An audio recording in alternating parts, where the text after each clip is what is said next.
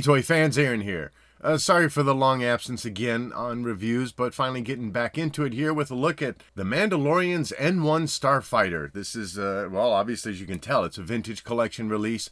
You got the Star Wars Mandalorian branding top center, and taking the spotlight on the front of the box is a beautiful image of the vehicle that you're getting. And of course you got Mandalorian standing off to the left side, and then in the little secondary seat is Grogu. You have a notation on the top right stating that you're getting a carded Mandalorian action figure. Bottom left, you're getting a layout of everything that's included, which is, of course, as I've already said, the vehicle. You got Mando, Grogu, a few little accessories, and a flight stand for this. Left side of the packaging, you got the Star Wars Mandalorian branding, and then two photos basically just showing off different looks of the toy. You got Mando in a cockpit, and then him adding or removing panels from the vehicle. Right side, same layout, showing you an alternate look with the droid in the socket there, and then different parts being removed by Mando. Top, you got the branding once again, and now you got Grogu standing on the wing helping out Mando as he's working on the engine. Bottom side, legal information, nothing special to show there. And back side of the packaging is basically the same, but now you got the addition of the Star Wars Vintage Collection logo. For those of you watching in the future, this vehicle was released in September 23, and retail price for it was $130. These toys are definitely getting up there in price, huh? Sliding it out of the box, you can see everything is really well packaged.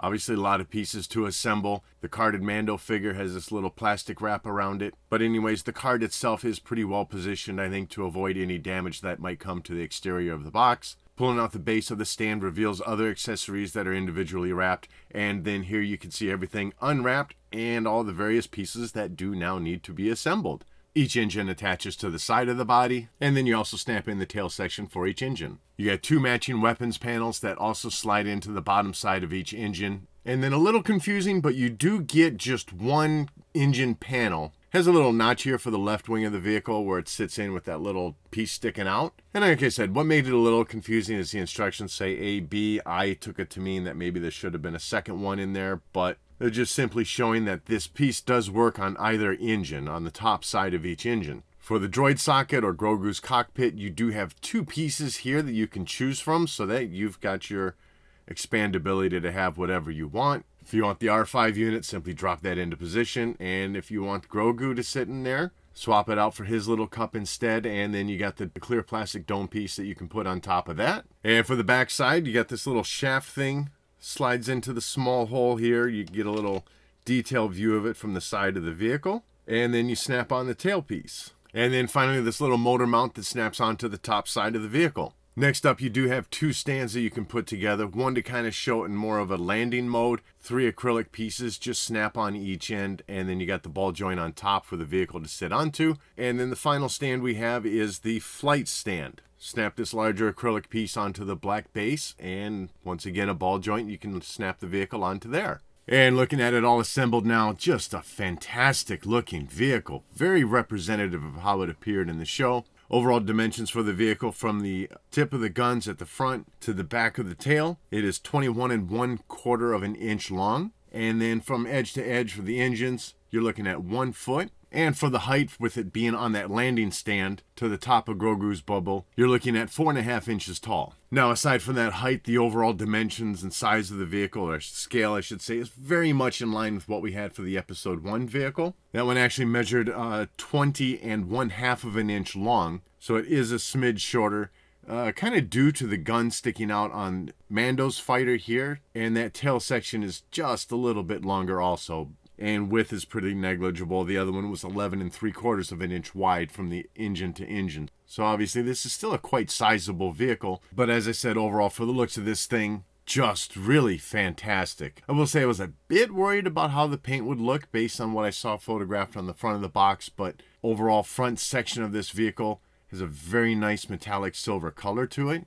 And you're getting some great scoring marks along the panel detailing, both on the front and kind of the mid section of that wing. A little bit of scoring detail as it transitions to that kind of a marble gray color look. I don't know how else to really describe it. That plastic coloring has some nice kind of striations in there, almost iridescent in the way it looks. I love the touches of yellow left over from the Naboo Starfighter that you have painted on here. both on the top side of each engine wing. On each side of the canopy, you got a little stripe, and then same as you get farther back to the tail section, just behind your Grogu pilot seat. Co-pilot seat, I should say. And then located on top of the vehicle, you got this little, what is that, like a turbine engine or something? Looks like a big air filter cover. If you recall what vehicles had on their engines, I don't know, as late as mid-80s maybe. Front and center, you do have 2 laser cannons as well. Important to note that on this vehicle, nothing shoots out, no projectiles or anything. It does seem a little surprising that they didn't include this, but maybe since I'm sure the adult collector is the target market, maybe they don't feel that we're flying our vehicles around shooting things out anymore. Throughout the exterior of the vehicle, both on the main section of the body and on the engines, you can tell there's some panels that are already gone, giving you a nice look at the skeleton of the vehicle and some nice internal design detailing being done. Specifically, the engine detailing looks fantastic. I like the pop of red coming through the interior front of the engine and various design elements, greebles, whatnot sculpted in. Gives some nice dimension to the vehicle. Those fins coming out from the engines have a decent look to it. I'd say, you know, nothing spectacular, but kind of in line with how it should look. You've got some scoring as it gets closer to the back of the engine and then into that nice silver. Little rim of blue on the interior where those tail sections connect. Some nice detailing as well for the front of the engines. You can see the little fan blades of the turbines. On this left engine, you can see that cover that I placed on there from the assembly portion of this video. It just pops right off and just gives you more view of that engine from all around. So nice little playability piece to it. And you got that structured detailing of the fin of the vehicle being shown where it does not have those panels attached. Nothing overwhelming, but you got decent detailing for the weapons that are attached now to the bottom of the engines. Quick look at the underbody of the vehicle where there's not much to speak of. That kind of marbleized iridescent silver color continues. No special weathering being done for the bottom, but you do have a decent look at the hyperdrive engine. I believe that's what that center engine is at the bottom here. Love that purple to gold color at the back of the engine, but otherwise no special paint application being done for the rest of it. Secondary cockpit area, I showed this earlier. For the assembly, you can have your choice of a socket to place a droid head on. I don't have one handy, so you're just going to have to imagine R5's head being on there. And then otherwise, of course, this is also the home for Grogu when they're flying. Nice clear plastic dome that's just a tension fit on there and just pull it off. Interior of that little cockpit, you've got a foot peg for Grogu to slide onto, and it holds him in place quite well. Otherwise, it seems like pretty decent interior design being done. You got a brown color going on and just various, I don't know, maybe little cushioned seats or something being sculpted in. Like I said, decent detailing. Looks like maybe he's got a few little control panels or something, just minor sculpting in there.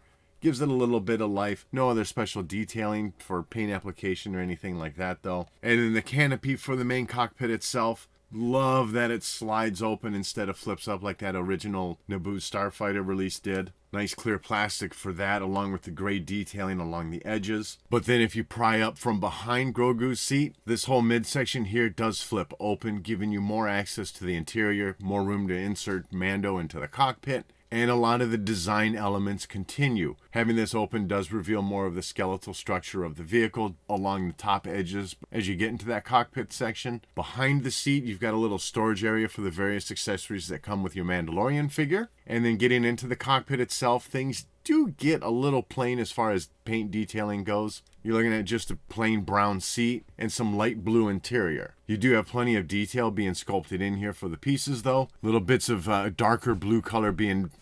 is that paint? Is that sticker? It might be painted. I'm going to go with that for now. It doesn't seem like it's a sticker. Minor highlights there in terms of different colors being used. I'd say this is definitely one area of the vehicle that it just doesn't feel consistent with the rest of it. You get inside this cockpit here and it gets a little more of that kind of $30 feel of a toy, or well, $30 for back in the 90s, right? But with that lid closed, you're not going to see too much of it anyways. Grab yourself a Mandalorian figure. This one that you're looking at happens to be from the Razor Crest, because at this moment I only have the one vehicle and I just don't have the heart to open that carded Mando yet. I just, carded collector first, I guess. Then I open my toys if I have a second card. But lid closes just fine with the figure in there, and then of course that bubble canopy for Grogu when he's in there. Plenty of room for that. And then on to the bonus items for this vehicle. As I said, you got the carded Mandalorian. This is an unpunched card, and as expected, it comes on the Vintage Collection card back. Mandalorian logo up top. You got his name being The Mandalorian with the notation of N-1 Starfighter. Love the image on the background of Mando and Grogu both on the N-1 Starfighter.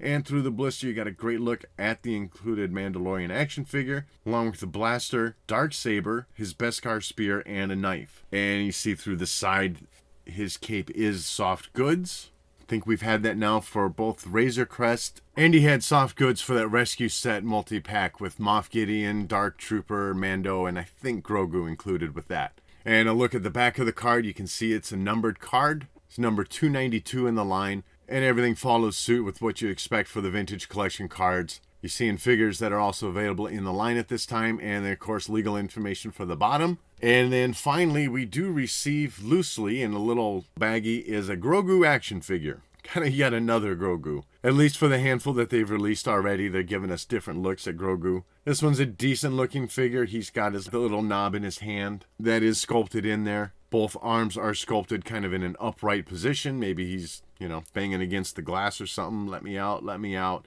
Otherwise, decent sculpting and nice paint application. There's not much you can mess up with this guy. The hands do not have any articulation, and you can swivel the head a tiny bit side to side. That upper collar in the back gets in the way of the ears, and of course his hands being up. But he serves his purpose. He goes in his little home there at the back of the vehicle, and, I guess it's still a nice inclusion. So overall for me, as much as I hated to see the demise of the Razor Crest on screen, it was great to see this vehicle make its way back into the universe in the later years. Equally as thrilled that Hasbro made a toy from it and really just brought that from screen into toy looking really fantastic. I love the depth and dimension to the sculpt with the various layers of detailing being done for the internal vehicle components, the structure of the vehicle, and then of course where you still have the fleshed out panel detailing being done.